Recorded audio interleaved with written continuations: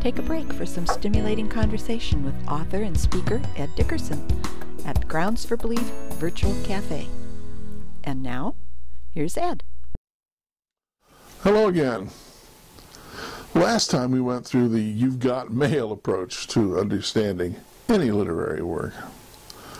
When it comes to the first two questions, who wrote it and who is the intended audience, there are two basic schools of thought concerning the book of Genesis. The one commonly taught in seminaries when I went there was the documentary hypothesis. While tradition holds that Moses wrote the Genesis, the documentary hypothesis rejects that outright.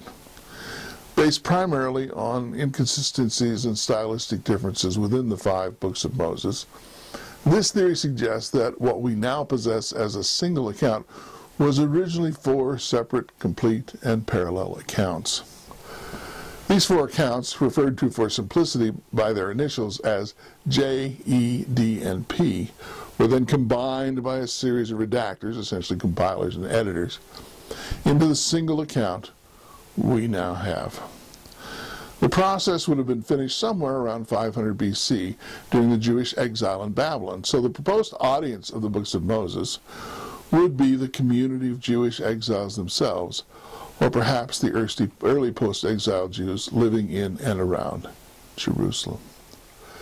This was the dominant theory taught in seminaries for many years. As I say, it was taught to me, along with a similar theory regarding the 4 Gospels in the New Testament.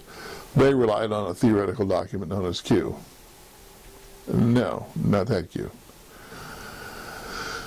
I'm going to confess here that I never believed the JEDP theory, or in its New Testament cousin. Over the years, evidence has accumulated which I believe validates my skepticism, but my original doubt rested on a very simple rationale.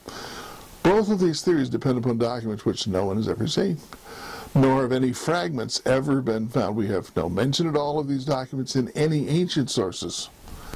The existence of these documents was first theorized in the second half of the 19th century in order to solve perceived problems in the text. The whole thing violates Occam's razor, the idea that the simplest explanation is the most likely to be correct. It seemed to me that there had to be a simpler and better explanation. In recent years, another explanation of the origin and authorship of Genesis has garnered attention. That will be the next step in our study of the Genesis of Genesis. Until then, remember, God does not expect us to trust Him out of blind faith. On the contrary, in His Word and in His world, He has given us abundant grounds for belief. Till next time.